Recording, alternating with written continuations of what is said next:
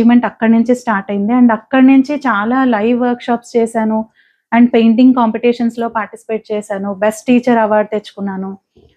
దాంతో పాటు చిత్రకళ పరిషత్ అండ్ అమలాపురం కాంటెస్ట్ వీటిల్లో కూడా ఇంటర్నేషనల్ లెవెల్ కాంపిటీషన్స్ జరిగినప్పుడు అందులో కూడా పార్టిసిపేట్ చేయడం. అందులో కూడా అవార్డ్స్ తెచ్చుకోవడం. కళానిధి అవార్డ్ ఇలా రకరకాల అవార్డ్స్. అండ్ దీంతో పాటు టీటీసీ లోవర్ చేసినప్పుడు అక్కడ మాకు వన్స్ ఎగ్జామ్ త్రూ అయిన తర్వాత 45 డేస్ ట్రైనింగ్ ఉంటది మేడం.